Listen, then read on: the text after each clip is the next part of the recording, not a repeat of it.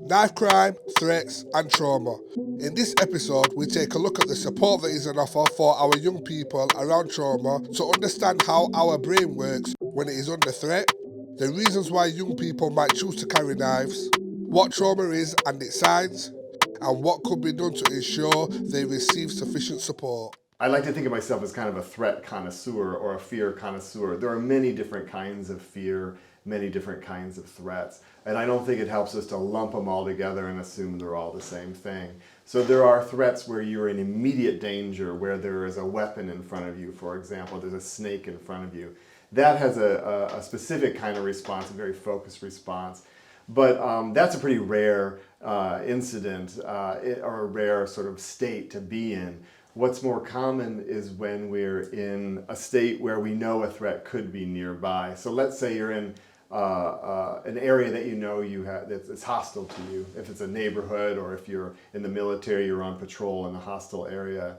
When you're in that kind of environment, there's the potential for threats all around you, but you don't know exactly what that threat is. You don't know where it's coming. You don't know from. You don't know who it is. So there's ambiguity in what the nature of the threat, and that requires then a different kind of response, because then you have to be kind of monitoring all around you. Your attention is distributed instead of focused on the target, because you don't know where it is. And I think what's interesting in those situations is that your brain really has to work and think, first of all, what's going on here? And secondly, what am I going to do if something happens, if someone starts shooting, if something goes down? What kind of actions am I going to take? So in that kind of situation, your brain's doing all kinds of work. And so those are both threatening situations, but they can have entirely different cognitive, physiological, and subjective responses. Like a violent threat, such as knife crime, is there a certain way that the body reacts to that? Is there anything that you could tell us what we should look for so we know ourselves that we're actually threatened by it? So I don't want to generalize too much here, but I would say it wouldn't be surprising if you had a strong, what we call sympathetic nervous system response, where your heart might start racing and you sort of have a systemic response that prepares you for action. Yeah. So for example, we have done some research talking to Marines who've been in frontline combat type situations. And they talk about situations where there's incoming fire, and that then you have this, what they call a right of bang situation, where your heart's racing, you're taking action, you're addressing the threat that's right in front of you. But I think with something like knife crime or knife violence, it's also threatening to be in an environment where you know there might be someone with a knife, especially if you're acutely aware of that, like something's likely to happen that day or that evening or what have you. So you are going to be in that, what the Marines would call a left of bang state, or an anxious state, psychologists might call, where you're just vigilant, you're using all your resources to figure out what's going on. So both of those states are going to be taxing on your brain and body, because we've evolved to deal well with threats, but it takes a lot of energy, like literal energy in terms of like metabolism, but also cognitive resources, because you're thinking about that threat, and you're thinking about how you're going to address it. So if, for example, somebody pulls a knife out and your thought process is, okay, then I'm threatened now. Yeah. How long will it take until an action occurs? The way that time passes when you're under threat. So there's some evidence that when we're in a very threatened state and we're physiologically aroused, which is to say we have this strong sympathetic nervous system response, that time kind of slows down. Yeah. So and so then we might feel like there's a pause before we act, but a witness who is just watching a video of the event might see that we respond quite quickly. Yeah. So I think if you ever had a very threatening experience and you look back at it, you might be able to remember all kinds of details, and it might seem like it lasted a long time when in fact it happened really quickly. I mean, like many fights, they're over really quickly. Yeah. But you can remember the whole how the whole thing unfolded. And part of that could be because you're sort of like your frame rate of your mind actually slows down in the sense that your time expands. Yeah. So it slows down to soak up this additional information. Yeah. What you wouldn't normally even take notice of because you was threatened. Exactly. You've got to deal, and you've got to deal with it, and you've got to deal with it fast. And we Yeah. did, like I say, we both evolved as a species, but also learn over our lifetime to address these things. So can you become desensitized to threats the more the case? Say, for example, the knife crime one, someone's got a knife. The more it happens, do you feel less threatened every time it occurs, or do you still feel that same? I think the threat response will change because you will have learned responses that work well for you in that situation. But it doesn't mean that you're not threatened anymore. Okay. And that's kind of what I mean by threat. We group a lot of different experiences together as threat-related experiences, but in fact there's a vast diversity in there. So if you are familiar with being in violent situations, you might have your thing you do in those situations and you have your way to handle it. Doesn't mean you're not threatened then. Because most likely, even if you've been in similar situations in the past, your body still needs to amp up. Yeah. And your brain still needs to amp up in certain ways to handle that situation. So I would say the threat response doesn't go away, but it might morph into something different. Okay. So someone for whom it's entirely new might have a completely different response to someone who's more experienced with these settings, but it doesn't mean that both of them aren't threatened. Different people have different traumas. So two people could, for instance, see a murder. Mm-hmm. One of those might get trauma from it. The other one might be completely fine. Yeah, so everybody's different and no two people would experience the same trauma in the same way. It would depend on whether somebody had experienced trauma previously or how much of it. And it's how that person manages to process the trauma as to whether they actually have trauma, if that makes sense. Yeah. Who does it affect? I know we've got trauma, the person that has been through a traumatic incident or whatever their trauma is. Other than that, will how they are affect anybody around them? Yeah, for sure. Yeah, so if you've got somebody who's been in a traumatic accident, then the way they behave and the way that the trauma plays out for them in their lives can affect the families. It can affect people socially in society, because it can cause lots of different things. Yeah, what kind of things can it cause, like the symptoms of it? Yeah, okay. So, people can struggle with things physically, so themselves. They can have things like panic attacks. They can suffer with somatic body experiences, so like headaches. They can have illnesses from it. You hear about people that develop different types of illnesses when they've been through trauma. They can have emotional responses, so they can have, lots of fear, can make them feel very unsafe. They can, kind of lots of shame. Their mood swings. They can literally shut down. They can become very dissociative when they've been through trauma, and that way they just switch off. They go offline.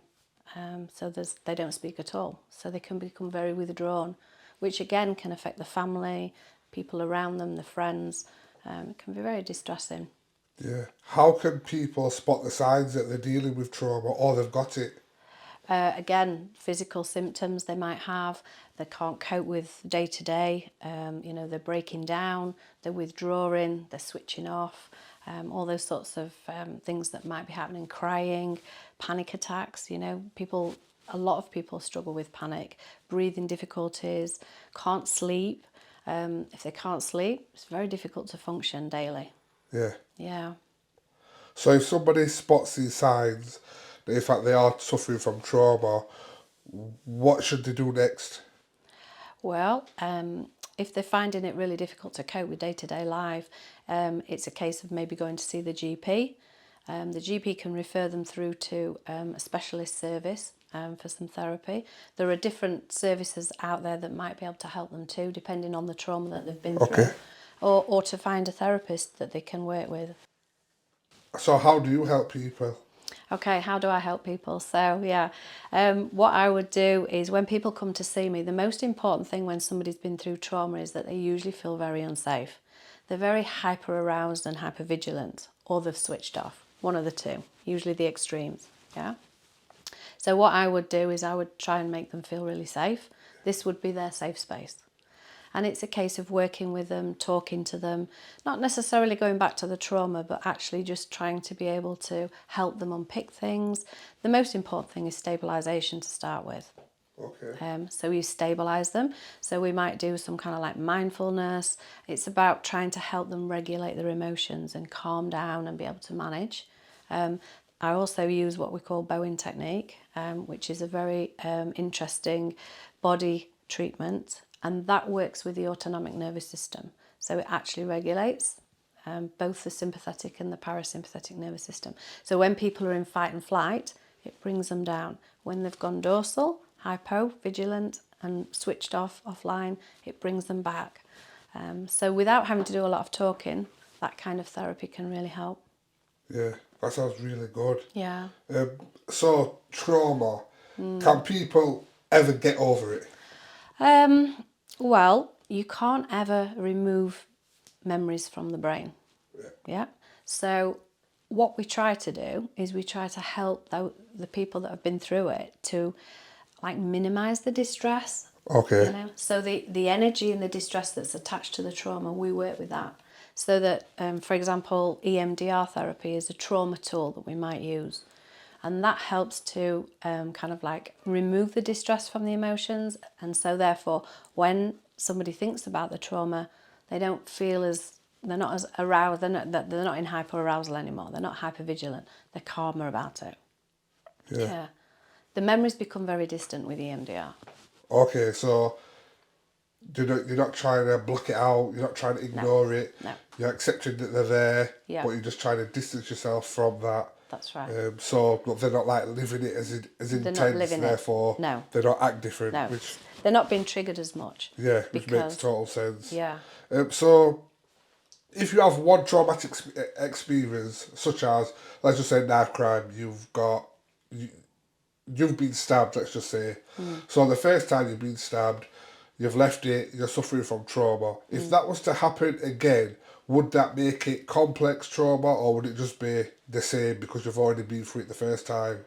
Well, it would probably be the chronic trauma because obviously it's another event similar to the first one. Yeah. And sometimes when somebody goes through a second or a third event that's very similar, it compounds the first one. Okay. And also, once you've got that trigger in your brain, so what happens when you go through trauma is that the brain doesn't process the event the same way as a normal nice day. Okay. So say for example, somebody's going out, they have a nice experience. The front part of the brain is called the cortex. Yeah, that's the intelligent part of the brain. That processes the memory, puts it in a filing cabinet. Great, lovely. When you want to remember the memory, out it comes. Yeah. When somebody's traumatized, that doesn't happen. Okay. The intelligent part of the brain, the cortex, goes offline and up fires the amygdala, which is the back of the brain. And that's your fight, flight and freeze response. Now that comes up because it's an instinct, it's a survival instinct. Okay. So as soon as somebody goes into a difficult, stressful situation, which might be life-threatening, off goes the intelligent brain, up comes the amygdala, and that doesn't process the memory like, it doesn't go into the filing cabinet, so it gets stuck in the brain. Okay. Yeah? So what happens then, if you fast forward to another trauma, that trauma hot wires back to the other one and it gets re-triggered. So it's always there, it's stuck. And it's stuck in the form that it was actually remembered in the rawest form of the trauma. So it doesn't go away, it's stuck there. Okay. So what happens then is people get re-triggered with different memories. It might be a smell, it might be seeing something, it might be hearing something, and it takes you straight back to that triggered trauma. And that's PTSD. In a previous interview, we talked with a professor from University of York about threats. Yeah. Can you tell me a bit about the brain and what happens to it when a threat happens? Yeah, so we know what we know about the brain is the brain's a good pattern maker. It's not a good pattern breaker. And the chemical bit of your brain is the bit that deals with a threat. So when you get a threat, you get this fight, flight, freeze chemical response stuff that goes on in your brain. And the difficulty is breaking that cycle. You've got to educate your brain that what you think is a threat isn't a threat. So it's hard to do because what your brain's trying to do is keep you safe. Yeah. It's not always your best mate. It's just trying to keep you safe. Okay. So how would you go about trying to break that pattern then?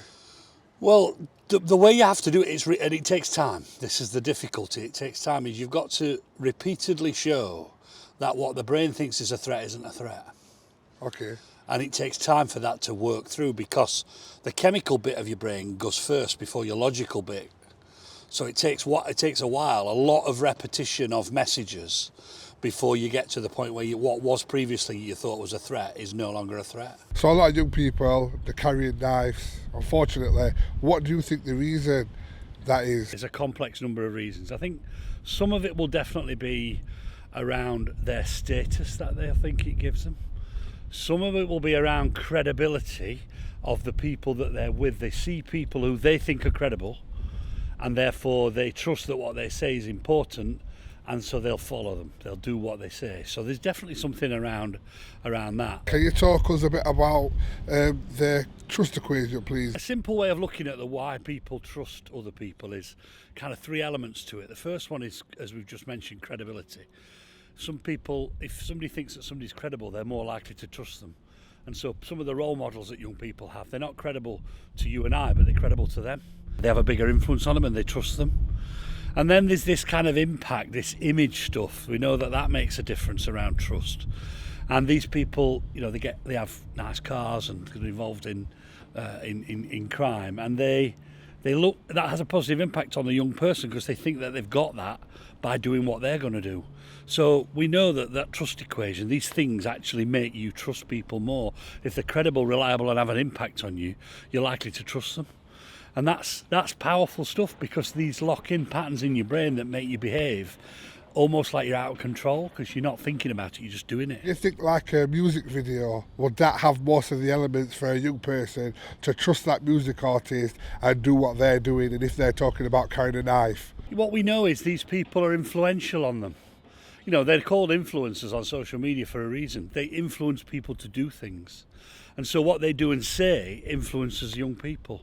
We know that it does because in their mind they think they could actually have that life. They don't see the hard work that goes on behind the scenes because, you know, you get rewarded in public for what you do in private, don't you? They don't see all that hard work. They just see the outcome. And if somebody's talking about carrying knives and guns and stuff like that on video, they see that as being part of success. It imprints a pattern, doesn't it? Success looks like that. You carry a knife and a gun and have a big car and take drugs, and that's what it looks like. What do you think we could do to try and make young people trust people like us that want them to develop in life and grow to be the adult that they're destined to be? There's a few things in there. If you can see it, you can be it. There's some of that definitely role modelling what you could be, role modelling an alternative. Trying to be as influential as these music stars is difficult, isn't it? Yeah. Because they've got all the millions and millions of dollars behind them. But the difficult message is it's long and you've got to keep repeating things. It takes a long time to change these patterns because they've built up not over days and weeks, but over months and years. So to think you could turn it around in 6 weeks, 12 weeks, it's going to take a long time. Being reliable and having an impact, they will be the things that will drive trust. So being a credible individual, knowing what you talk about, being reliable for them, being always there, not never letting them down, and having a positive impact on them will start to build trust, and that will mean that they'll listen to the messages that we're trying to get across instead of the messages that they get. Obviously this is about knife crime, so for example, a young person's been stabbed or someone's witnessed a stabbing. What would the ideal process be, and where would you like to see them go? What support would you like to see them with, and how long? I think it depends. If If, like we've been promised, if the next Labour government introduces a counsellor in every school, that'll be there as a bit of a universal service and support for young people. But I think in this situation, I think counsellors need to be where young people are at, so they need to be in the community. Yeah. And they need to be in whatever hubs are around, and they need to be accessible in the evenings, and they need to maybe be accessible at the weekends, so it depending when young people can access them, that's depending on whether they go to school or not. In an ideal world, if you were going to start paying lots of money and like structuring things very differently to how they are now. Yeah.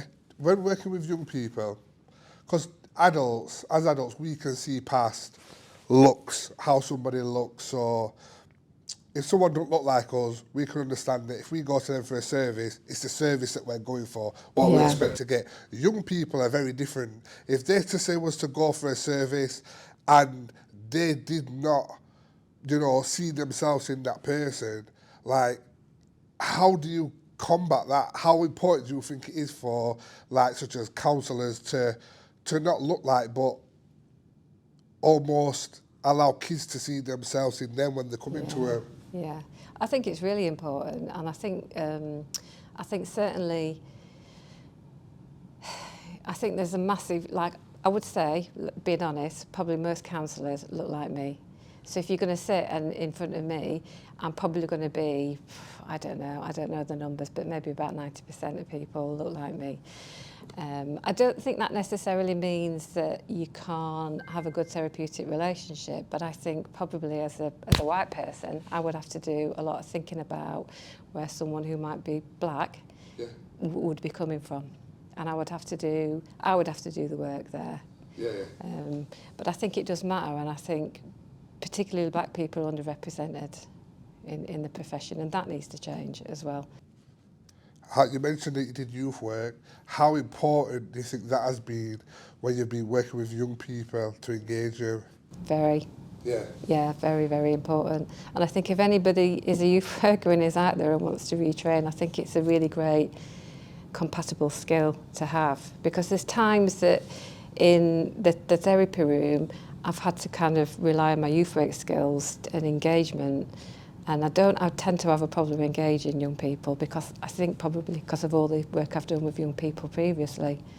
It's frightening to come into a counselling session sometimes, and it's really nerve-wracking. I bet it would be. Yeah, and I had one young person who finished this morning who'd said, it's really worked well for me, because previously I've just been in sessions where people don't talk that much and they just expect me to do the talking. And you do need to put a bit more in there for children and young people.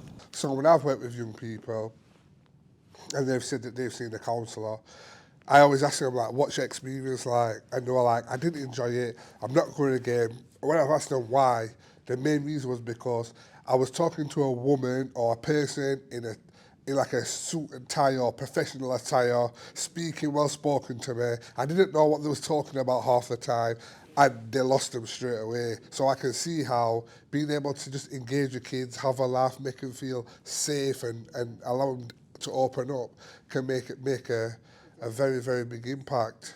It does, and you do need to get them in that first session.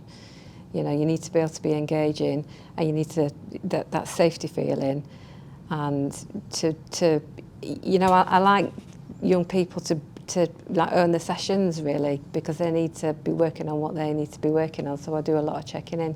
So it is really important, I think, that you counsellors do come with a bit of a youth work head on. This is it with knife crime. You see it in the news. You see that a person's been stabbed, the person's died. Then almost as consumers, probably, we forget about it. But I think when you go and speak to the victims' families, it makes it real. It brings that human element to you, and you can see that it's torn a family apart and their lives will never be the same again. And this is happening all over the country right now. It's a national problem, isn't it? We're seeing it all over the news all the time with the weapons. They seem to be getting bigger. Social media, as we know, probably doesn't help. It's a lot of young people who are involved in this, tragically. So yeah, it's definitely something I think as a society we all need to work on collectively. How do you capture that emotion that you know, that heartache that the parents or the family members are going through. Yeah, if they agree to an interview with you, then I suppose it's they want to express how they feel. They want to try and make a change for the legacy of the loved one they've lost. So it's about giving them that platform, I think, and it makes it, in a sense, I always approach those interviews going into it thinking, I haven't got to do much, I've just literally got to let them talk and give them the room to say what they want to say, really. The odd question might be a little difficult, that you've got to chuck in the mix, but generally, I think it's just about giving that person room to express their feelings and what they want to happen as a result of the tragedy in their lives that's happened. Can you give us more detail on if you follow a case from the start to the very end? Yeah, sure. So initially there'll be an arrest on the back of an incident, and then there'll be charges brought against a particular person. It'll then go to court for a trial, and a lot of the time these trials we do try and attend them if we can, mainly for the sentencing, and then when we find out whether they're guilty or not guilty as well, prior to that. So a lot of emotion in courtrooms. You can often see different families sat apart, so you can almost sense the friction between the families, even though a lot of time may have passed by the time it eventually comes to court for sentencing or the trial. But yeah, you can see the emotion on the person who's perhaps been found guilty. You can see that they know their life's wasted in that sense. Yeah. You're looking at these kids, young people, teenagers or early 20s, they've thrown their lives away, and they're not getting out till they're well over 50. You can see that, and you can see the victim's you'll hear somebody from the victim's family read an impact statement on how it's affected their lives, their family's life, and that can be quite emotional and hard-hitting. So yeah, that process, even though time's gone on by the time it reaches that point in court where it's comes around to sentencing, it sort of brings it all back to the surface, and people are obviously very, very happy to see some justice in a lot of cases, but sad as well that, you know, they know their loved ones never coming back, and another life's been wasted in the same way, really. Yeah, so it's like two lives changed forever for what I seem to think is over something that possibly could have been resolved by talking. I just know it's getting worse. So yeah, you mentioned that it was getting bad after COVID. Have things got better in your eyes, or they're still as bad as ever? It feels like in the areas we cover that knife crime appears to be getting worse. We see it most days, it feels like. Whether that is the case or not, it's definitely at least once, twice a week we're hearing somebody's been stabbed. And as we mentioned earlier, I think the knives are getting bigger now. So it feels like knife crime is getting worse for one reason or another. Is it postcode wars? Who knows? But it can't be over anything that serious that it's worth killing someone and going to jail for 25 plus years for. So yeah, I don't know what it is in terms of young people, what's causing it. It's the $1 million question, isn't it? Yeah. You'll know a lot more than me, but it just seems to have completely got out of control now. Whether there's not enough police on the streets, who knows? Whether that sector's underfunded, whether the young people just feel like people don't care about them anymore, so they're taking matters into their own hands. That could be some of it, but definitely something needs to change.